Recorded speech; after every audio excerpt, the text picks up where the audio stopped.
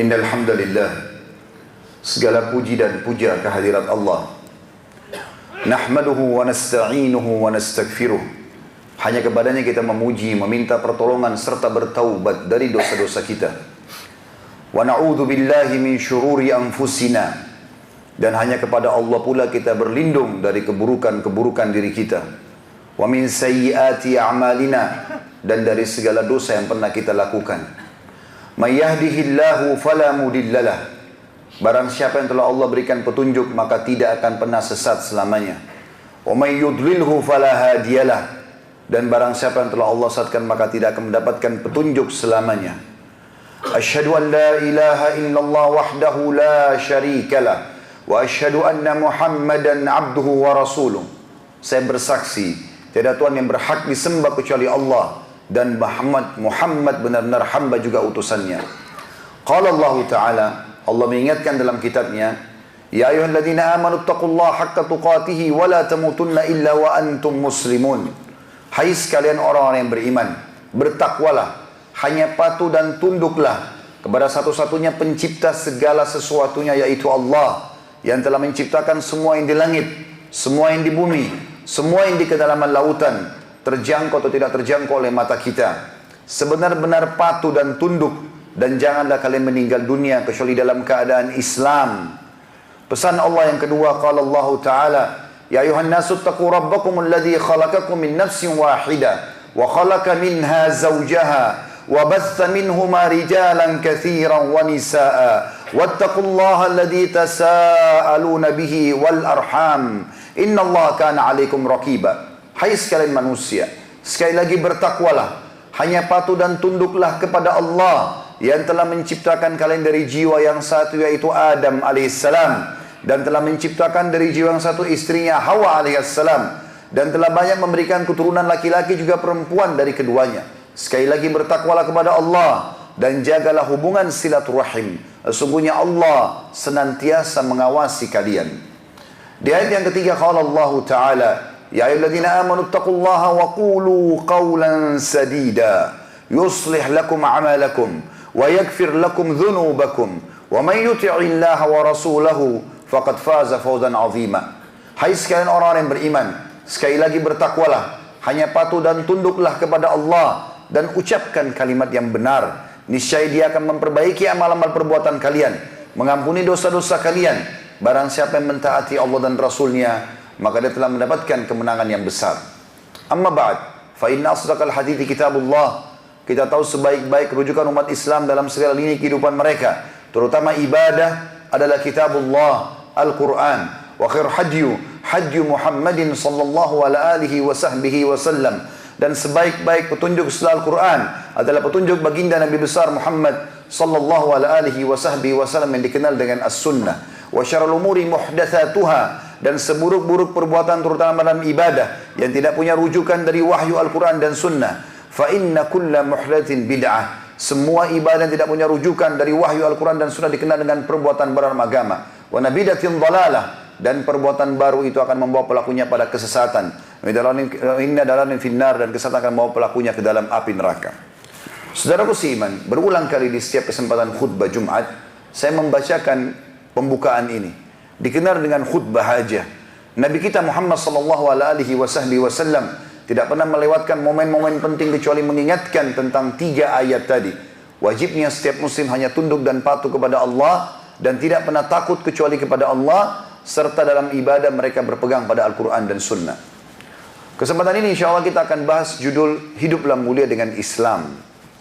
Banyak di tengah masyarakat kita, saudaraku seiman, tahu dirinya muslim, KTP-nya muslim, namanya nama Islam, bahkan dari keluarga Islam, tapi sangat sedikit di antara mereka yang mempraktikkan Islam. Bahkan kita temukan mungkin namanya Muhammad, nama istrinya Aisyah, mungkin anaknya bernama Ahmad, Yusuf, dan nama-nama mulia yang lainnya, tapi ternyata tidak ada Islam sedikit pun di dalamnya. Tidak pernah diajarkan Al-Quran atau ditilawakan Al-Quran, yang ada adalah musik. Tidak pernah diajarkan masalah menutup aurat. Tidak pernah menjadikan Islam sebagai pedoman hidupnya.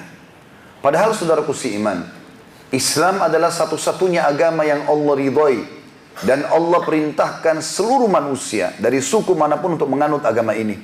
Dan Allah tidak pernah turunkan agama lain kecuali Islam. Semua nabi-nabi beragama Islam. Tidak ada agama yang bernama Yahudi dan Nasrani. Mereka adalah buatan manusia. Agama yang dianut oleh para nabi-nabi adalah Islam. Itulah aplikasi atau penjelasan dari firman Allah Subhanahu wa taala yang sudah masyhur. Ya Allah sebutkan di dalam surah Al-Imran, surah nomor 3 ayat 19. A'udzu billahi minasyaitonir rajim. Innad dina 'indallahi al-Islam. Wa ma ikhtalafa alladziina utul kitaba illa min ba'di ma ja'ahumul 'ilmu baghyan bainahum. Wa may yakfur bi ayatillahi fa innallaha sari'ul hisab. Sesungguhnya di sisi Allah agama itu hanya Islam. Kata ulama tafsir dari Nabi Adam alaihissalam sampai Nabi Muhammad alaihissalam semuanya Muslim. Dan tidak berselisih para ahli kitab, orang yang menisbatkan diri pada agama Yahudi dan Nasrani. Kecuali setelah datang kepada mereka penjelasan yang nyata. Mereka tahu tentang Islam itu cuma satu. Nabi mereka Musa dan Isa pun adalah beragama Islam. Dan siapa yang kufur kepada ayat-ayat Allah yang sudah dijelaskan bahwasanya hanya Islam itu sebagai agama, sesungguhnya hisabnya Allah sangat cepat. Siapapun yang beriman kepada Nabi Musa alaihissalam di zaman Nabi Musa alaihissalam, beriman kepada Musa alaihissalam, lalu beriman kepada Allah dan beriman kepada semua yang dibawa Nabi Musa alaihissalam, termasuk informasi tentang nabi-nabi sebelum Musa alaihissalam dan setelah Musa alaihissalam dikatakan Muslim. Sampai datang Rasul setelah beliau yang membawa syariat baru, karena agama satu Islam, induk judulnya. Tetapi syariat atau hukum yang diterapkan ini yang sering diganti oleh Allah Subhanahu wa taala atau diganti sesuai dengan keadaan manusia pada saat itu. Pada saat datang Injil dan Isa alaihissalam seorang rasul, maka semua pada saat itu Bani Israel punya kewajiban melengkapkan iman mereka dengan risalah Isa alaihissalam dan mengakui Injil sebagai kitab. Yang beriman dikatakan Muslim. Yang menolak risalah Nabi Isa dan Injil pada zaman itu dikatakan kafir. Makanya sekarang orang-orang Nasrani kalau kita tanya, menurut kalian orang Yahudi Muslim atau bukan? Atau beriman atau kafir? Maka mereka akan mengatakan kafir. Kenapa kalian mengatakan orang Yahudi kafir, hai Nasrani?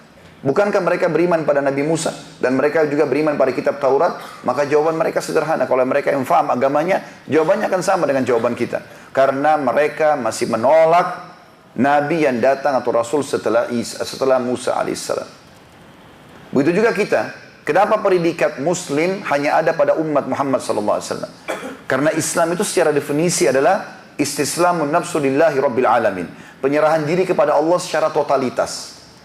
Andai saja ada seseorang di antara kita kaum muslimin, dia tidak mengakui kenabian Nabi Musa atau Nabi Isa alaihi wassalatu wassalam, dia mengatakan Isa bukan Nabi atau Musa bukan Nabi, kafir. Karena rukun iman kita adalah iman salah satunya kepada kitab-kitab dan rasul-rasul. Dan kita punya predikat Muslim karena kita mengimani semua rasul-rasul itu. Berarti kita beriman kepada Allah Subhanahu wa taala, dan ayat Al-Qur'an membicarakan masalah itu. A'udzu billahi minasyaitonir rajim, la nufarriqu baina ahadin mir rusuli. Tugas kita tidak akan membeda-bedakan di antara rasul-rasul tersebut. Dan baginda Nabi alaihissalatu wassalam bersabda dalam sebuah hadis Bukhari, perumpamaan aku dengan nabi-nabi sebelumku itu seperti orang-orang mengelilingi bangunan yang sangat indah, mewah sekali istana itu. Semuanya lengkap kecuali satu batu bata saja. Lalu orang-orang yang mengelilingi mengatakan, andai saja batu bata itu di saat diletakkan, maka akulah batu bata yang satu itu. Semuanya nabi-nabi punya agama yang satu, Islam.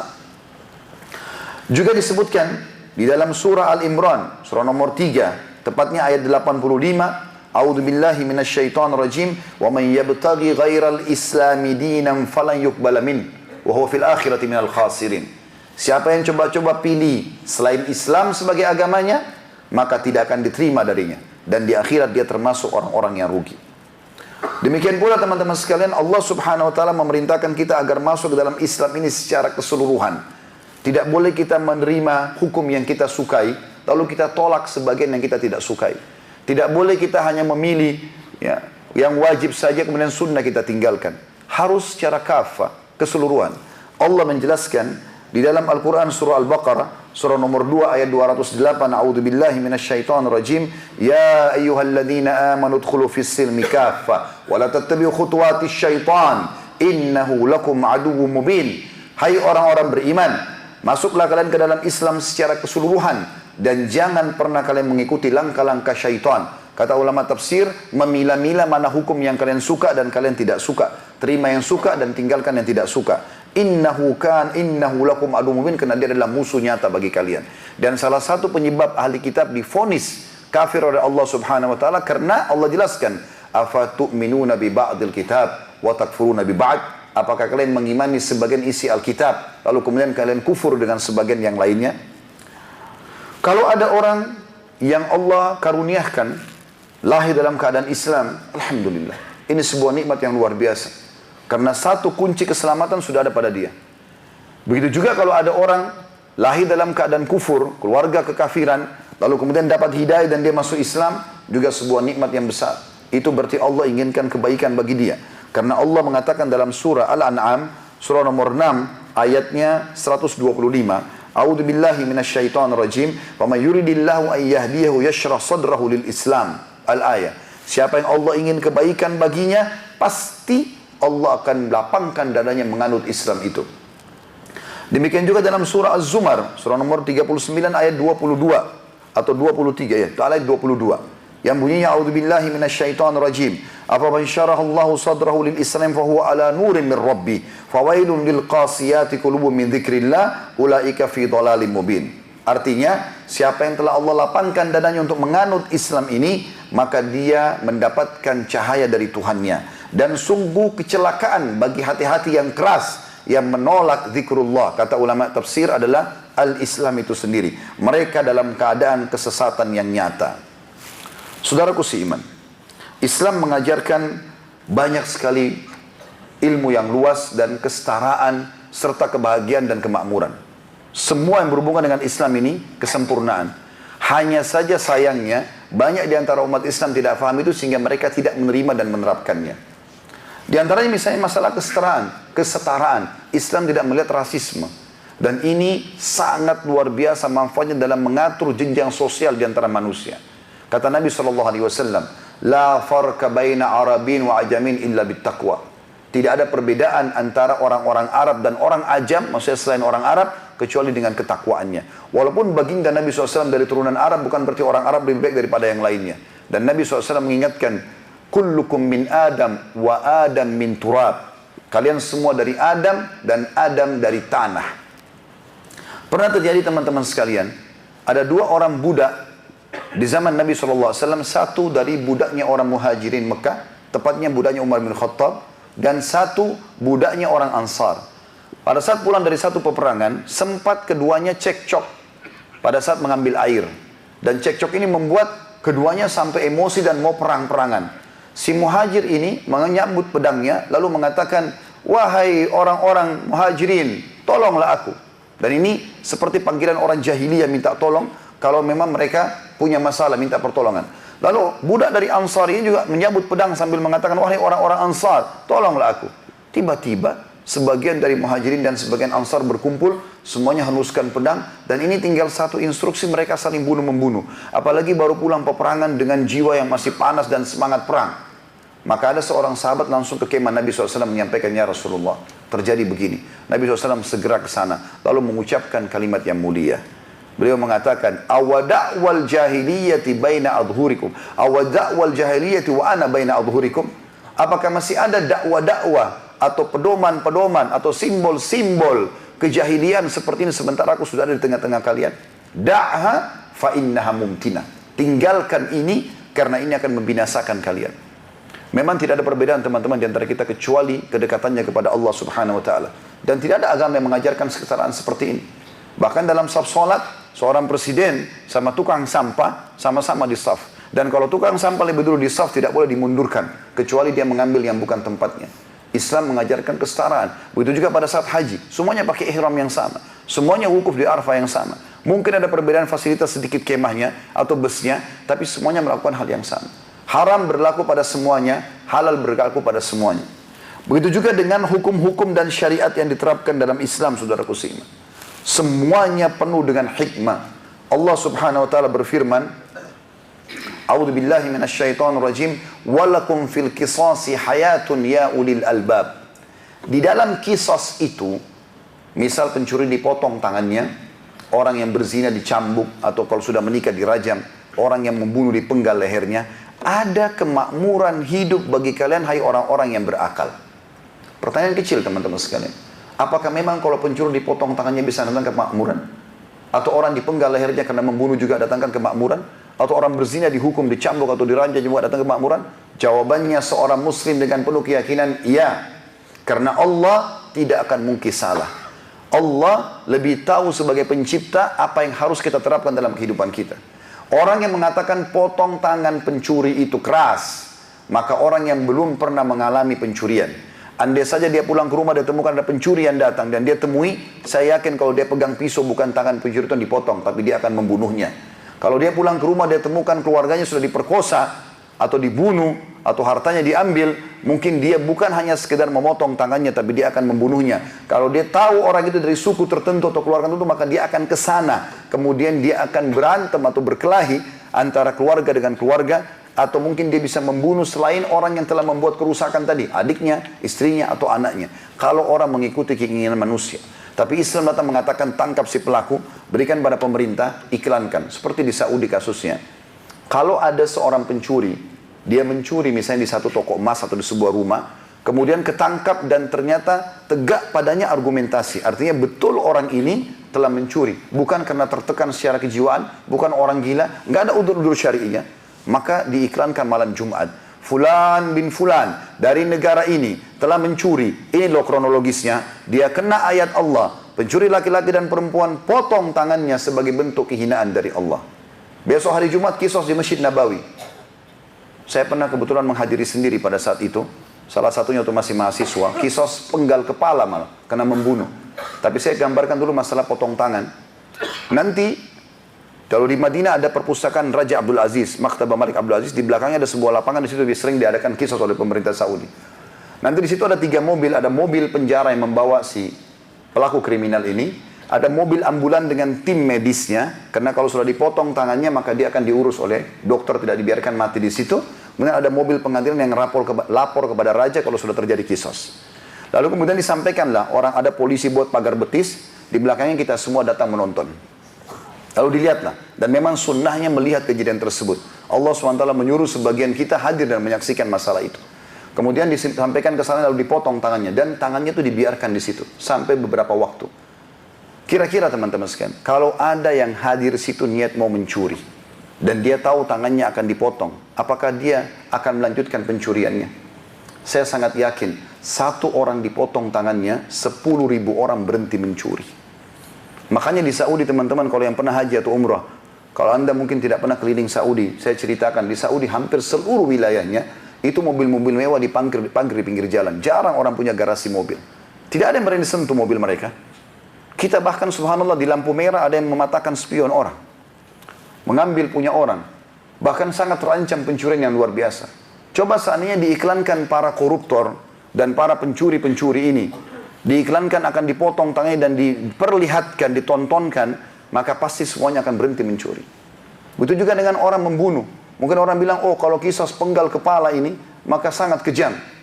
Saya waktu menyusun tesis S2 saya, salah satu yang saya sebutkan tentang hikmah hukum syariat Islam. Dan bagaimana subhanallah, para pakar-pakar kriminal dunia di Eropa, itu datang ke negara-negara Islam untuk mempelajari.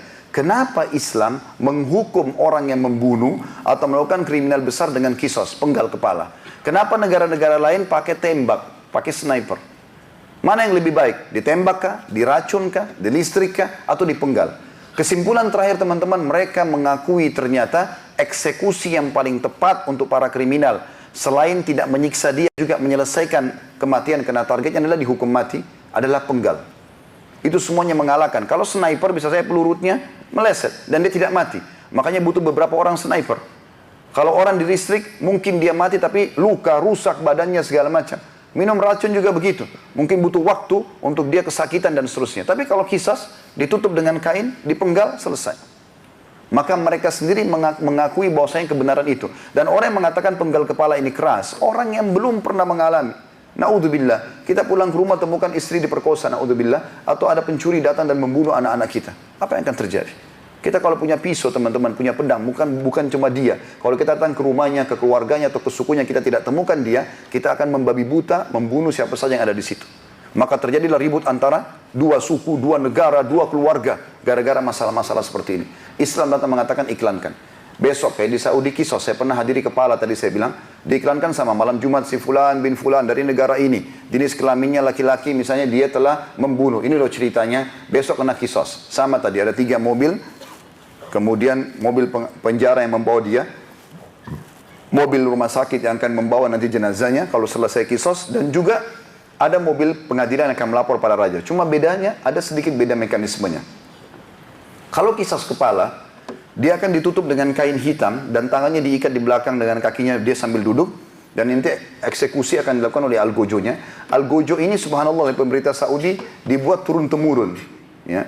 Jadi satu keluarga itu tugasnya cuma eksekusi itu, tidak dipindahin ke orang lain. Karena ini butuh kebesaran jiwa. Jadi ayah ngajarin anaknya cuma itu saja. Sekeluarga itu kerjanya itu saja, kisos mereka. Yang potong tangan sendiri sekeluarga, yang potong kepala ini sendiri, yang pegang kunci Ka'bah sendiri, yang pegang kunci rumah Nabi SAW sendiri, tidak diganti-ganti. Mereka itu yang lakukan. Maka yang terjadi dia akan ambil 3 langkah dari orang yang mau dieksekusi kepalanya ini. 3 langkah. Di sebelah kanannya Algojo ini, ada keluarganya si mayit, keluarga yang dibunuh. Di sana, maksimal 3 orang. Maka mereka menyaksikan, Algojo ini jalan langkah pertama, dia balik ke sana. Kalau di antara kerabat ini diam atau mereka semuanya diam, maka dia melangkah langkah kedua. Dia balik lagi ke sana. Kalau mereka diam, dia melangkah langkah ketiga. Lalu dia balik lagi ke sana. Terakhir pedangnya diangkat. Dia lihat dulu ke sana. Kalau mereka diam, dikisas orang ini. Tetapi teman-teman sekalian, Islam bukan datang main hilangin nyawanya orang. Kenapa ada keluarganya mayit di situ? Ternyata kalau ada di antara 3 orang yang hadir satu saja angkat tangan, berikan isyarat saya memaafkan, walaupun yang 2 tidak setuju, nggak jadi kisos. Karena tujuan utama adalah, nih ya, yang bunuh keluargamu ini orangnya. Sekarang kami akan penggal di depan mata kalian, keputusan tangan kalian. Nggak ada hubungannya sama istrinya nih, nggak ada hubungannya sama anaknya, nggak ada hubungannya sama keluarganya. Ini yang salah. Setelah ini nggak ada dendam-dendaman keluarga. Ini salah, belum tentu anaknya salah. Ada orang subhanallah ayah penjahat, tapi anaknya hafal Quran. Ada terjadi begitu, tidak ada dosa sama anaknya. Tapi keputusan tangan kalian. Kalian maafkan, kami maafkan. Kalau tidak, ya tidak. Kalau mereka sudah maafkan, tidak bisa tarik lagi. Gak bisa bilang, udah, eksekusi aja, nggak bisa. Tapi tugasnya orang yang selamat ini, itu untuk membayar denda kepada orang atau keluarga tadi, atau namanya dia. Jadi memang dalam kehidupan, dalam masalah ini teman-teman ada kehidupan. Kalau setiap orang yang tugasnya selalu mau membunuh saja buat kerusakan, dihukum begitu seperti ini, satu dipenggal, yang lainnya berhenti semua. Banyak orang Islam tidak faham. Bahkan pada saat kita menjelaskan masalah ini, dan sengaja saya angkat di mimbar ini untuk didengarkan oleh kaum muslimin, bahwasanya oh ini garis keras, oh ini Islam begini dan begitu, karena belum faham. Bahkan yang bicara kaum muslimin, kenapa membenci agamanya sendiri? Apakah kita mau berani menghapus hukum Allah dari 1400 tahun yang lalu diturunkan? Kalau kita belum faham, belajar saudaraku. Bukan malah kita menjadi penghalang. Bahkan muncul di Indonesia ini kaum munafikin. Pada saat Islam mengatakan tidak boleh nikah lintas agama antara muslimah dengan laki-laki kafir, boleh nikah. Tidak boleh dikembangbiakkan orang-orang lesbian, homoseksual, nggak apa-apa, legalkan saja. Demo sana sini. La haula wala quwata illa billah. Karena untuk kaum Lut dulu disiksa sama Allah, ya kalau mereka buat terbukti secara Indonesia belum disiksa, alasannya begitu. Kalau Anda mau siap disiksa sama Allah, pergilah ke satu negeri mana, di pulau mana, Anda disiksa di sana. Dan jangan bawa-bawa kami. Karena hukuman Allah kalau datang berbahaya sekali, berat, dan akan kena semuanya. Sampai kata Nabi SAW, kalau hukuman Allah datang akan merata semuanya kena, lalu Allah bangkitkan nanti, Allah bangkitkan sesuai dengan kadar amalnya. Sisi yang lain teman-teman sekalian, semenjak umat Islam menerapkan Islam itu, kita hidup mulia, dan kita ini umat Islam pemimpin dunia. Saya ulangi, kita ini umat Islam, pada saat menerapkan hukum Allah, kita memimpin dunia. Demi Allah teman-teman, kita memimpin dunia lebih dari 1300 tahun lebih. Sekarang kita berada di tahun 1440 Hijriah. Berarti sudah 1440 tahun Nabi SAW hijrah ke Madinah. Kita bicara mulai awal tahun Nabi SAW hijrah ke Madinah, tahun 1 Hijriah. Kita kembali review dan kita akan hitung sampai tahun kita sekarang. Tahun 1 Hijriah teman-teman, Nabi SAW hijrah ke Madinah. Dengan sahabat yang ikut dengan beliau dari Mekah, 73 orang. Maaf, 70 orang. 83 orang dari 153 orang yang beriman dengan Nabi SAW di Mekah. Karena di Mekah ditindas, disiksa, tidak boleh beriman. Siapa saja yang mengganggu orang Islam, bahkan membunuh Muhammad hartanya tidak dihukum oleh Quraisy. 83 orang hijrah ke Ethiopia, ke Habasyah. Nabi SAW hijrah ke Madinah, tapi sebelumnya beliau pernah mengutus seorang da'i yang sangat luar biasa, Mus'ab bin Umair radhiyallahu anhu, lalu menjadi penyebab masuk Islamnya penduduk Madinah. Disambutlah di Madinah, mulai tahun 1 Hijriah. Selama 11 tahun Nabi SAW berkuasa di Madinah, dan beliau langsung membangun awal hijrah 3 pondasi negara Islam. Semua orang yang bangun perusahaan, instansi, kota, negara, harusnya melakukan ini. Yang pertama beliau membangun masjid. Dan jazakallah khair, pemilik building ini saya mengucapkan terima kasih karena membuat tempat sholat ini. Ini salah satu simbol Islam. Karena pertama sekali dilakukan oleh Nabi SAW bangun Masjid Kuba sebelum aktivitas yang lain. Biar ada simbol Islam dan di mana umat Islam berkumpul 1 hari 5 waktu menyembah Tuhannya. Yang kedua, beliau mempersaudarakan antara muhajirin dan ansar. Pendatang sama penduduk lokal. Kalian sama-sama syahadat. Nggak ada lagi batas nih. Jangan saya orang Indonesia, kamu orang asing. Saya orang Melayu, kau orang Arab. Saya orang bule, kamu orang hitam dari Afrika. Nggak ada lagi. Semuanya sama dalam Islam. Ukhuwah dijalin. Bahkan Nabi SAW menyuruh agar saling berkorban satu sama yang lain. Sampai masyhur dalam ukhuwah ini, Sa'ad ibn Ubadah radhiyallahu anhu menawarkan kepada sahabatnya Abdurrahman ibn Auf. Sa'ad ibn Ubadah ada orang Madinah. Abdurrahman ibn Auf orang Mekah. Ditawarkan pada saat itu untuk menikahi salah satu istrinya sebagai bentuk ukhuwah. Dia mengatakan, wahai saudaraku Abdurrahman, aku memiliki 2 orang istri. Poligami dia. Maka kau lihat salah satunya sebagai bentuk perjalinan ukhuwahku ini, dan tidak ada rasisme di antara kita, maka lihat salah satunya, bukan lihat yang lebih tua. Mana yang kau suka, aku ceraikan, setelah iddah kau nikahi. Dan aku orang terkaya di Madinah. Sa'ad bin Ubadah punya setengah kebun Madinah, itu punya dia. Kaya raya. Saya akan bagi 2, setengah ambil. Tapi Abdurrahman juga lebih mulia daripada dia. Menjawab radhiyallahu anhum ajma'in, mengatakan semoga Allah berkahi keluargamu. Maksudnya jangan kau ceraikan, aku tidak akan nikah dengan istrimu, dan semoga Allah berkahi hartamu, aku tidak akan ambil. Tunjukkan untuk aku pasar. Lalu dia ke pasar, dia dagang sampai menjadi orang kaya. Tapi dibangunlah asas yang kedua, ukhuwah. Tidak lagi rasisme, semua muslim sama. Kemudian yang ketiga, mu'ahadah. Kesepakatan damai antara umat Islam dengan non-muslim. Sama-sama menjaga Madinah, keamanan, tidak saling mengganggu. Konsep kita sebagai seorang muslim, la ikraha fid din. Tidak ada paksaan dalam menganut Islam. Kita tawarkan, mau silakan. Tidak mau ya sudah. Dan dalam Islam itu kita harus penggal kepala orang, datang paksain masuk Islam, tidak ada. La ikraha fid din, kata Allah. Tidak ada paksaan dalam Islam. Kini produk kita Islam, kita tawarkan. Dia mau silakan, tidak mau ya sudah. Seperti itulah. 11 tahun Nabi SAW membangun pemerintahan di atas asas Al-Quran dan Sunnah. Perlu teman-teman tahu ya, Madinah waktu itu sebuah kampung yang kecil. Tidak dilirik dari orang-orang di dunia ini. Kalau Anda petakan dunia ini kita bagi 2, maka setengahnya dikuasai oleh Romawi, negeri Syam, Eropa, dan seluruh Afrika. Setengahnya lagi bagian Asia, Rusia, Afghanistan, India, semuanya dikuasai oleh orang-orang Persia. Tengah-tengahnya Timur Tengah. Nggak ada yang mau masuk menguasai Timur Tengah. Mereka anggap Timur Tengah itu padang pasir, nggak ada apa-apanya. Madinah penghasilannya cuma kurma. Nabi SAW waktu membangun negara pertama di Madinah. Tahu teman-teman sekalian, Nabi tidak pernah pergi ke 2 negara adik kuasa ini. Nggak pernah ke Persia, nggak pernah ke Romawi. Padahal mereka punya peradaban, punya militer, punya ekonomi. Nabi SAW bangun dari nol. Asasnya wahyu, Al-Quran dan Sunnah, hukum Allah. Selama 11 tahun Nabi SAW terapkan sampai di tahun 11 Hijriah beliau meninggal dunia, maka berdiri negara Islam yang terkuat pada saat itu. Karena pada saat itu seluruh Jazirah Arab sudah mulai tunduk di tangan Nabi SAW. Setelah itu datang Khulafaur Rasyidin, 4 khalifah yang masyhur. Abu Bakar As-Siddiq, Umar bin Khattab, Uthman bin Affan, Ali bin Abi Thalib, radhiyallahu anhum ajma'in.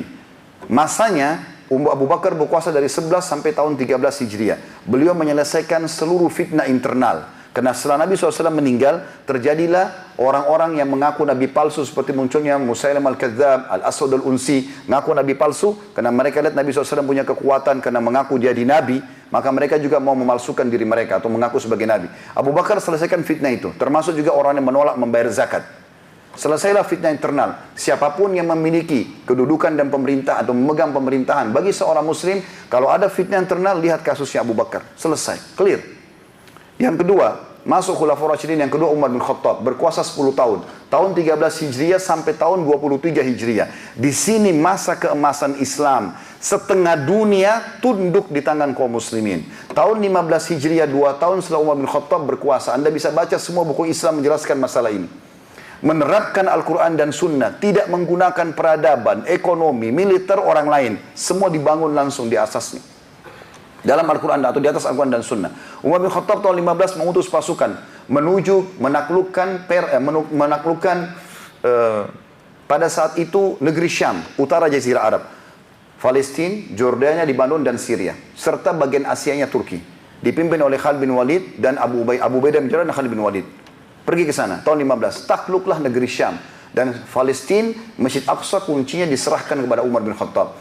Di tahun 16 Hijriah, beliau bentuk pasukan, dipimpin oleh Sa'ad bin Abi Waqqas radhiyallahu anhu dengan 30.000 pasukan. Tadi ke negeri Syam 12.000.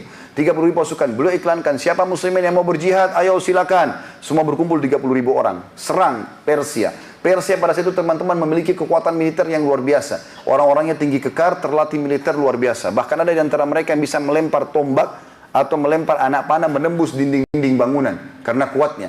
Tapi didatangi oleh kaum muslimin dari Badui, tidak ngerti apa-apa, tidak tahu main pedang, tidak tahu segala macam, bergabung dalam pasukan jihad karena ingin menyebarkan agama Allah, bergabung. 30.000 mengalahkan 240.000 pasukan Persia di peperangan yang masyhur sekali pada saat itu, ya. Dikenal dengan perang Qadisiyah. Kemudian waktu di negeri Syam tadi perang Yarmuk dikenal. Takluklah Persia. Bayangkan teman-teman, Persia waktu itu seluruh Rusia, seluruh Afghanistan, dan seluruh juga Iran dan Irak. Itu semua Persia. Takluk di tangan muslimin pada saat itu. Dan diganti hukum mereka dengan hukum Islam. Di tahun 20 Hijriah, Umar bin Khattab mengutus lagi Amr bin As radhiyallahu anhu menembus Mesir, wilayah Afrika. Sekarang utara Jazirah sudah ditaklukkan, kemudian timur sudah ditaklukkan, sekarang tinggal barat. Maka pergilah Amr bin As hanya dengan 8.000 orang. Tembus Mesir, takluk. Begitu Mesir tunduk atau takluk, seluruh Afrika Utara, Mesir, Tunis, Jazair, Maroko takluk semua. Afrika semua terbuka Islam pada saat itu. Tahun 20 Hijriah. Hanya masa kejayaan Umar bin Khattab sampai di situ, 23 tahun dari masa hijrah Nabi, setengah dunia di bawah kekuasaan muslimin. Waktu itu teman-teman belum ada ilmu akuntansi. Belum ada laptop, belum ada internet, belum ada semuanya. Apa yang sahabat lakukan dalam menghitung dan menata pemerintahan, ekonomi? Qala Allah dan qala Rasul. Banyak kita menganggap Al-Quran dan Sunnah tidak menjelaskan masalah ekonomi, tidak menjelaskan masalah politik, tidak menjelaskan masalah sosial. Ini kedangkalan pemahaman dan kebodohan. Allah yang menciptakan kita sudah menurunkan semua. Dan fakta lapangan, sejarah tidak akan pernah dusta, memang kita menguasai dunia pada saat itu. Umar bin Khattab meninggal tahun 23, muncul khalifah yang ketiga Utsman bin Affan, berkuasa dari tahun 23 sampai 37 Hijriah. Perhatikan dari tahun 1 sampai nanti kita rentet tahun kita sekarang. Tahun 37 ini semua Utsman bin Affan memakmurkan kaum muslimin, menjaga wilayah-wilayah umat Islam yang sudah begitu luas, lalu disebarluaskanlah para sahabat, para ulama untuk mengajarkan Islam ke seluruh wilayah. Lahirlah akhirnya di wilayah-wilayah Persia seperti ke-6 ulama hadis. Walaupun nanti lahir setelah zamannya Utsman bin Affan di zaman tabi'in. Tapi lahir pada saat itu teman-teman sekalian, Imam Bukhari, Imam Muslim, Abu Dawud, Tirmidzi, An-Nasai, Ibnu Majah, ini semuanya lahirnya dari wilayah Persia. Bukan oleh orang-orang Arab, karena pembinaan di kalangan para ulama. Begitu juga dengan lahirnya banyak ulama-ulama yang lain di Mesir dan di tempat-tempat lain seperti negeri Syam. Maka tersebar Islam pada saat itu dan makmur sekali. Setelah meninggal, karena makin luas wilayah kaum muslimin, terjadi fitnah internal lagi, maka Ali bin Abi Thalib memimpin dari tahun 37 sampai 40 Hijriah, 3 tahun menyelesaikan fitnah internal lagi. Cuma agak berbeda. Kalau Abu Bakar tadi 2 tahun menyelesaikan internal orang-orang yang mengaku sebagai nabi palsu, orang kafir mau menyerang Islam. Kalau di zaman Ali bin Abi Thalib dari kaum muslimin muncul namanya kaum Khawarij, mengkafirkan sama kaum muslimin, memerangi umat Islam, membakar masjid, dihukumlah oleh Ali bin Abi Thalib. Maka selesai Ali meninggal, amanlah waktu itu. Sudah sampai tahun 40 Hijriah. Berdiri kerajaan pertama dalam Islam namanya dinasti Umayyah. Berkuasa dari tahun 40 Hijriah, dibangun oleh sahabat yang mulia Muawiyah bin Abi Sufyan radhiyallahu anhu. Beliau jadi gubernur 20 tahun di zaman Utsman bin Affan, dan juga beliau atau sampai Ali bin Abi Thalib, dan beliau sempat menjadi khalifah selama 20 tahun. Kekuasaan dinasti ini dari tahun 40 Hijriah sampai 132 Hijriah.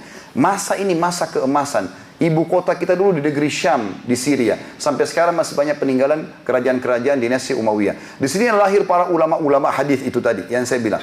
Imam Bukhari, Imam Muslim, bahkan imam 4 madhab lahir dalam dinasti ini.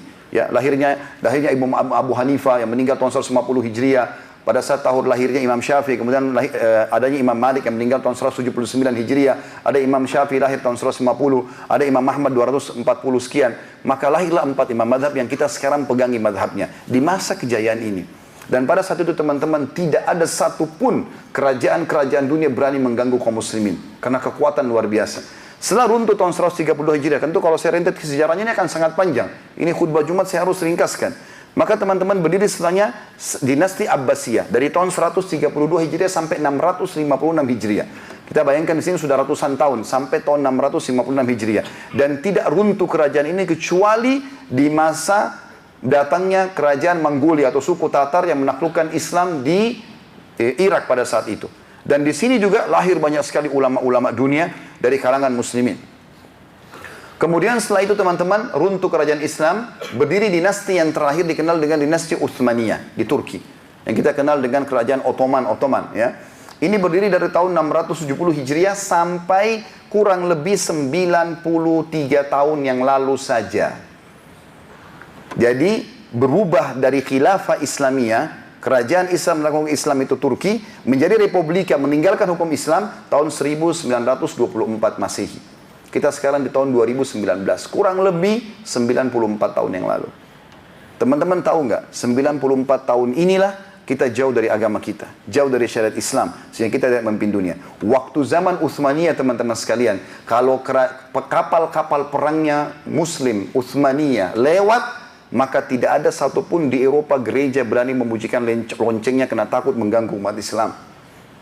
Banyak muncul khalifah-khalifah yang masyhur, di antaranya adalah sabda Nabi SAW, kalian akan menembus Konstantinia, ya, benteng yang ada di wilayah Eropanya Turki, yang akhirnya takluk.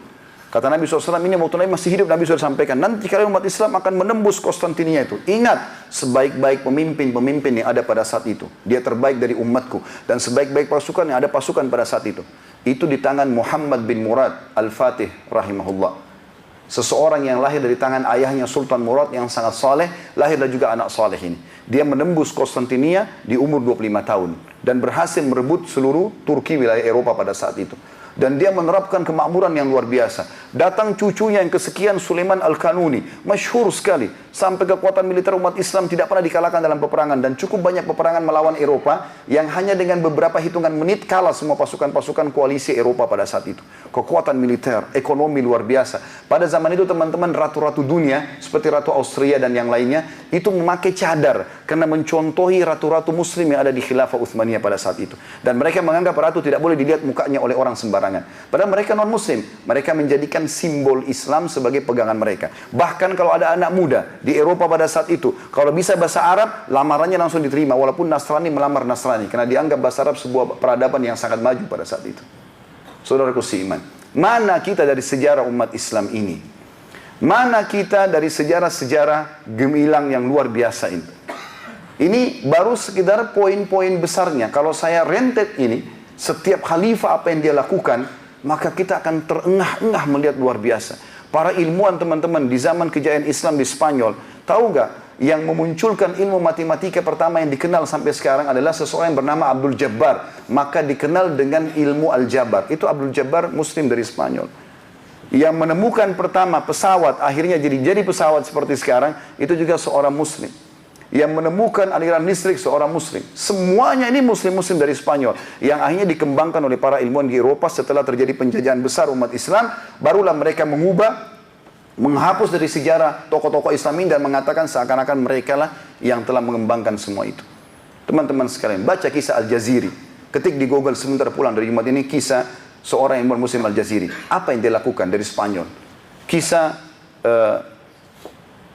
tadi yang saya sebutkan nama-namanya Al-Jabbar. Ada lagi nama seseorang, subhanallah saya tidak terlintas sekarang. Seseorang yang menemukan penerbangan pertama umat Islam. Sejarahnya semuanya ada dari Spanyol. Jadi ilmu pengetahuan pun sekarang yang berkembang dari umat Islam bibitnya. Baru kemudian dikembangkan oleh orang non-muslim. Sayangnya kita malah berkelibat dengan orang-orang non-muslim. Saya subhanallah berapa kali berbicara dengan beberapa pejabat pemerintah kita. Kalau pas ketemu momennya, Lalu saya mengatakan, Pak, kenapa Indonesia ini dan negara-negara Islam yang lain masih kiblatnya kepada negara-negara non-Muslim? Maaf, saya bahasakan. Kita kiblatnya ke Amerika, banyak ke Eropa.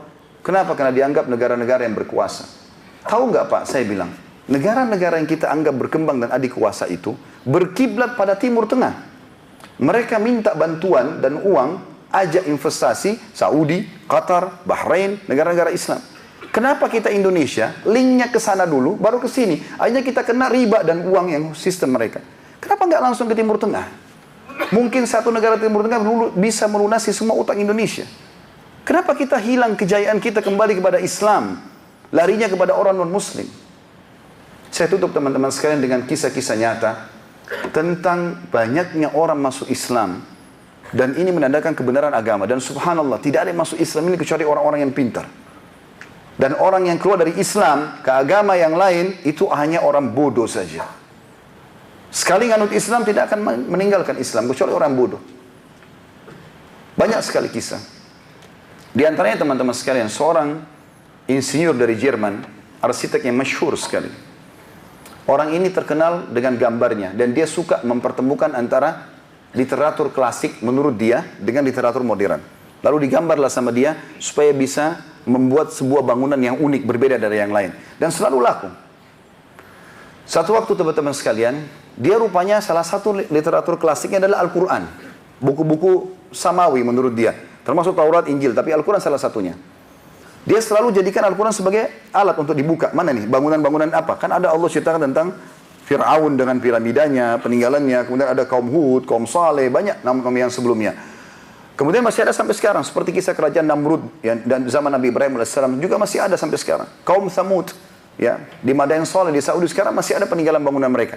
Sekarang dia ingin tahu, kira-kira Al-Quran menggambarkan nggak tentang bangunan masa depan, modern. Dengan hikmah Allah, Allah berikan dia petunjuk orang ini. Dia buka, dia baca tentang surga. Surga adalah bangunan masa depan. Salah satu kalimat surga yang mengkritik dia, dan akhirnya ini penyebab dia masuk Islam. Dia mengatakan atau dia baca, setiap ada Al-Quran menyebutkan jannat, selalu disebutkan tajri min tahtiha anhar. Mengalir di bawahnya sungai. Apa nih rahasianya? Istana di surga, bangunan masa depan yang menjadi target semua umat Islam, kenapa di bawahnya ngalir sungai? Apa maksudnya ini? Dari sisi arsitekturnya ini apa? Penasaran dia. Apa yang dilakukan teman-teman? Dia punya tanah kosong, dibangun sama dia bangunan. Dia ingin mengaplikasikan sesuai yang dia paham tentang ayat ini. Dia bukan Muslim, Katolik. Nanti dia masuk Islam gara-gara ini. Kemudian dia bangun bangunan. Dia lakukan bangunan yang dia bangun sangat mewah. Kemudian yang satu yang dia ubah. Lantainya diganti jadi kaca sama dia. Dan di bawah kaca itu ada saluran air. Selesai dia buat bangunan ini, dia pergi ke Eropa seperti biasa, dia menawarkan produknya ya kepada perusahaan-perusahaan sampai 2 minggu. Biasanya kalau dia pulang, dia istirahat juga 2 minggu. Karena capek dan penatnya, begadang terus. Kadang-kadang gambar harus diedit dan segala macam. Subhanallah, dia ceritakan tentang dia masuk Islam bagaimana. Dia tiba di bandara Jerman, dia tidak langsung pulang ke rumah istrinya, tapi dia mampir ke rumah baru yang dia baru bangun kemarin, tidak sempat dia tinggali. Dia nyalain semua panel listriknya, begitu nyala semua termasuk ada panel listrik yang menjalankan air di bawah lantai tersebut. Dia bilang, saya duduk, begitu saya duduk, tiba-tiba seluruh penat saya 2 minggu ini hilang. Belum pernah saya rasakan sebelumnya. Biasanya butuh 2 minggu istirahat untuk menghilangkan penat gitu. Tapi ini saya penasaran. Saya lihat wallpaper saya sama dengan rumah saya. Bagus, mewah, lampu sama, ini sama, sofa sama, semua sama. Apa ini masalahnya? Dimatikanlah satu-satu panel listrik tersebut. Dia penasaran ingin tahu dari mana sumbernya. Terakhir teman-teman, dengan hikmah Allah, yang belum dia matikan adalah panel listriknya air.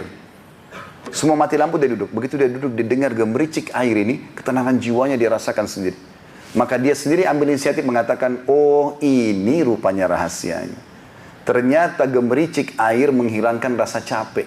Makanya umat Islam disuruh capek-capek beribadah di dunia. Dibalas surga, salah satu cirinya adalah gemericik air yang mereka dengarkan. Dia cari satu komunitas Islam, masuk Islam gara-gara itu. Kisah yang lain. Seorang anak muda di Amerika, di bulan Ramadan kayak kita sekarang. Mohon maaf, saya ambil sedikit waktu. Pada saat itu teman-teman dia lagi ingin menyaksikan sholat tarawih di Mekah. Seperti kita sekarang bisa nonton sholat tarawih di Mekah ya. Kalau punya parabola tentunya biasa. Maka dia duduk. Dia nunggu waktu sholat tarawih. Dan lagi pas azan Isya waktu itu di Mekah. Dia nunggu. Rupanya tetangganya sebelah orang Nasrani. Teman dia di kuliah. Masih kuliah orang ini. Masuk ke dalam apartemennya Bel, sahabat ngobrol. Pas ngobrol, si muslim duduk kembali depan TV lagi nonton. Pernah penasaran mau nunggu. Sebentar lagi iqamah sholat isya nih. Masih ramai kelihatan orang berserakan, yang jalan, yang duduk, yang sholat sunnah, yang berdoa. Baca Quran, macam-macam aktivitas mereka. Nasrani duduk di sebelahnya nih temannya. Lalu kemudian terjadi pembicaraan sederhana antara mereka berdua yang menyebabkan si Nasrani ini masuk Islam. Apa yang terjadi teman-teman? Ini kisah nyata. Maka si Nasrani ini mengatakan, itu masjid kalian ya? Dia bilang, iya, itu masjid kami dan itu kiblat kami, Ka'bah.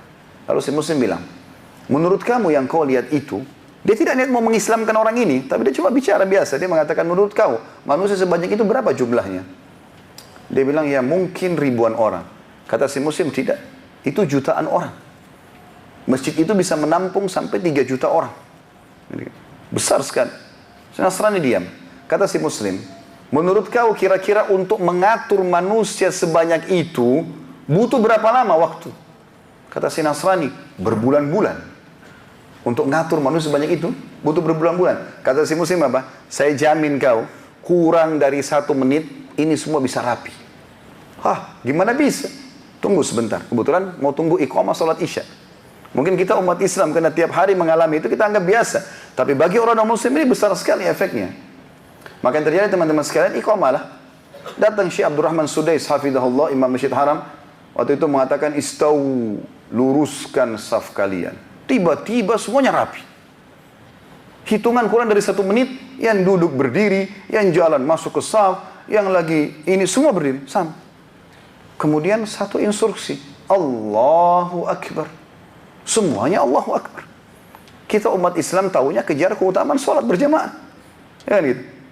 Si Nasrani lihat, satu instruksi. Baca ayat semuanya tenang ikutin. Karena kita tahu kalau kita berhenti ya batal sholatnya kan gitu. Kalau satu instruksi lagi, Allahu Akbar, ruku. 1 jutaan orang semua ikut. Sami Allahu liman hamidah, semuanya ikut. Sampai selesai salam. Ini subhanallah, Islam ini teman-teman, kegiatan agama ini sendiri sudah menjadi dakwah bagi orang-orang tanpa kita sadar. Setelah selesai sholat semua, Muslim diam, asyik menikmati itu. Si Nasrani juga lagi berjalan dengan pikirannya sendiri. Selesai salam, bubarlah orang-orang. Lalu kata Muslim, oh maaf saya lupa, ini bulan puasa, kami lagi puasa. Kau mau minum apa? Saya hidangkan. Nasraninya diam. Kata si Muslim, kamu minum apa? Dia balik ke Muslim ini, dia sudah tidak jawab lagi masalah minuman. Dia mengatakan, ajak saya masuk ke agamamu. Kata si Muslim, kenapa kau mau masuk Islam? Dia bilang, tidak mungkin ini buatan manusia. 1 instruksi, jutaan orang semuanya ikut. Nggak mungkin. Syahadat gara-gara itu. Kisah yang lain. Seorang dokter spesialis kulit, masyhur sekali dari Thailand. Dan ini kalau tidak salah pernah diangkat kisahnya, dan yang kenal baik beliau, Dr. Zakir Naik. Hafizahullah. Saya kebetulan kenal beliau secara pribadi. Dan ada penyampaian ceramahnya pernah disampaikan. Yang jelas pada saat dia menyampaikan tentang kisah ini, saya nukilkan kan dia sampai dalam bahasa Inggris. Ada seorang profesor spesialis penyakit kulit. Itu setiap tahun di Muay Thai, dia setiap tahun dapat penghargaan karena setiap tahun pasti memberikan penemuan baru. Gitu. Satu waktu dia adakan penelitian dan pertemuan semua dokter spesialis kulit. Satu auditorium ini semuanya orang-orang pintar dunia datang. Kemudian ada 2 orang dokter muslim juga ikut di situ. Kalau tidak salah dari Mesir pada saat itu. Kemudian naiklah si profesor ini di auditorium karena dia dituakan, profesor spesialis penyakit kulit. Dia mengatakan, saya baru menemukan penelitian terakhir dengan teknologi tercanggih. Kalau rasa sakit yang manusia rasakan itu hanya disebabkan adanya urat-urat saraf yang peka, yang melengket di bagian dalam kulit manusia. Karena kan dia spesialis kulit. Jadi kalau urat-urat saraf yang di bawah kulit itu kena luka bakar atau dilumpuhkan dengan obat bius, maka tidak akan terasa sakit lagi. Datangkan satu orang contoh, kena luka bakar, tangannya rupanya sampai kulitnya semua tidak ada. Diambil pisau, bedah, diiris, orang itu nggak kesakitan. Orang semua satu dulu bersorak-sorak. Ini penemuan yang luar biasa. Si Muslim, dokter Muslim angkat tangan. Maaf profesor. Kalau itu Anda anggap penemuan Anda yang terbaru, maka saya ingin menemukan penemuan Anda ini dengan Al-Quran. Perlu Anda tahu, Al-Quran sudah menjawab dan memberikan penelitian ini 1400 tahun yang lalu. Orang semua jadi heran, mana ini?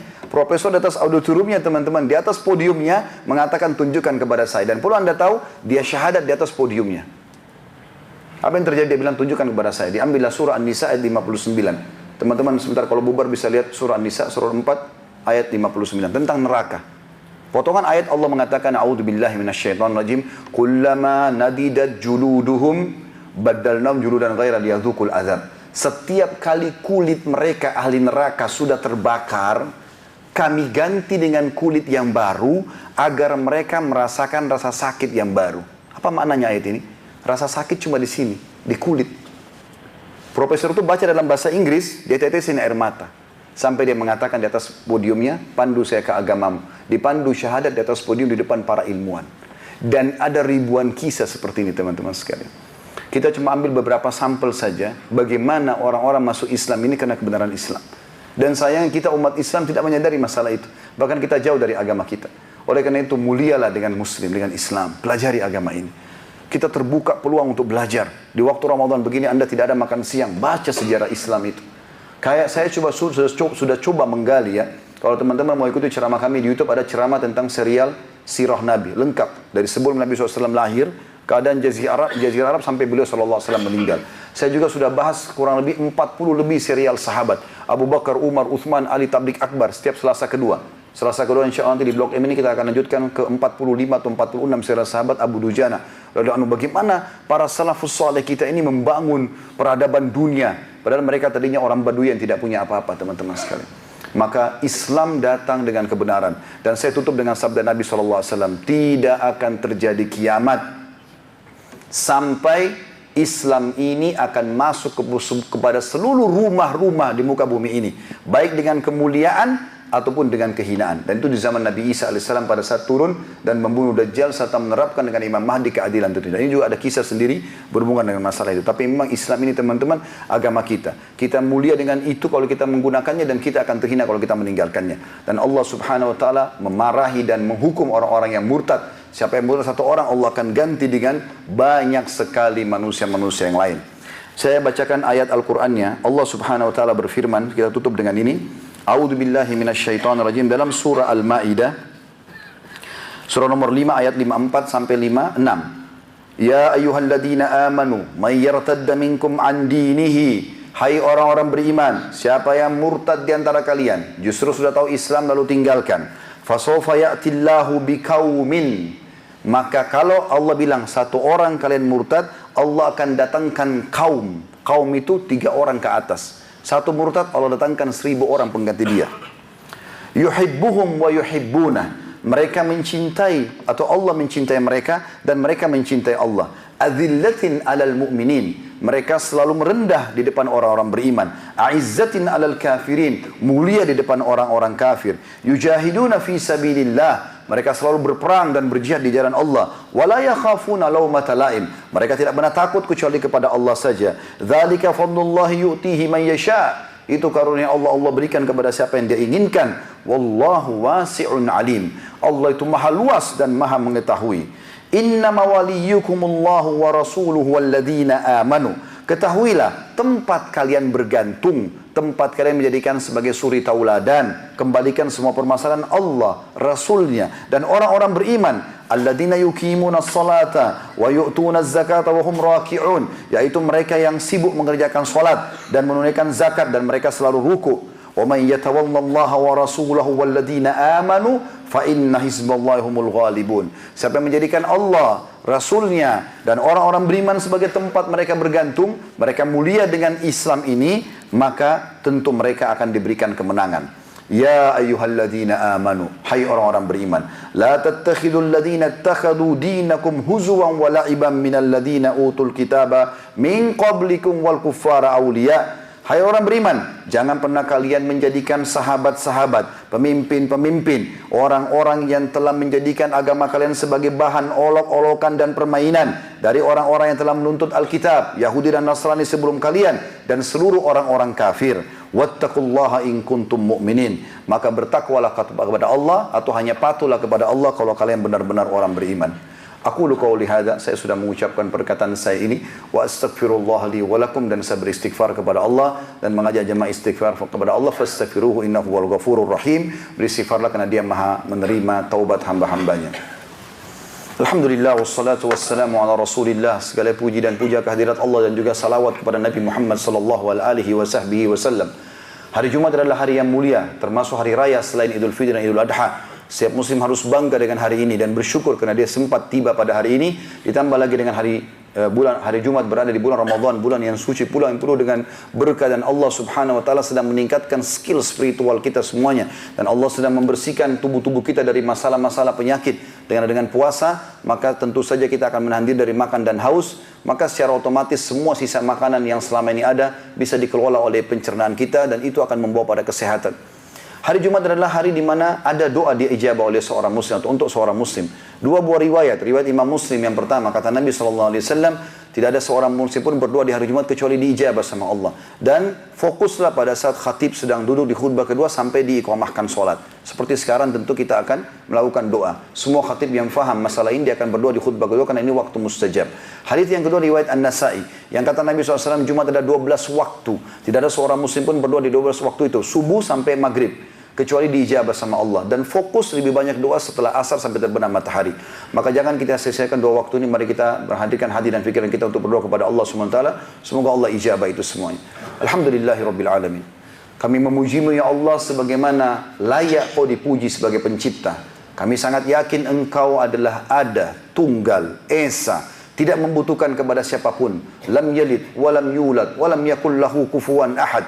Dan Engkau ya Allah Tuhan satu-satunya yang layak untuk dipuji, dan Raja satu-satunya yang layak untuk dipatuhi dan ditakuti. Kami memujimu sampai Engkau ridho terhadap pujian kami ini, dan kami mengucapkan salam hormat kami kepada utusanmu Muhammad sallallahu alaihi wasallam, di mana Engkau telah perintahkan kepada kami. Ya Allah, kami tidak kumpul di sini kecuali untuk menjalankan kewajiban yang telah Engkau perintahkan dan amanahkan kepada kami.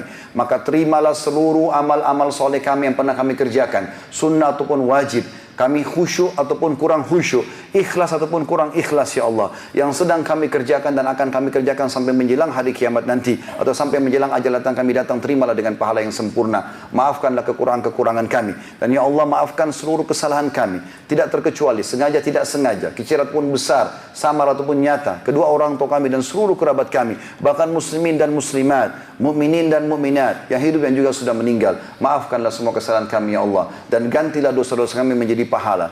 Kami berdoa dengan kemahamurahan-Mu. Muliakan kami di negeri kami ini.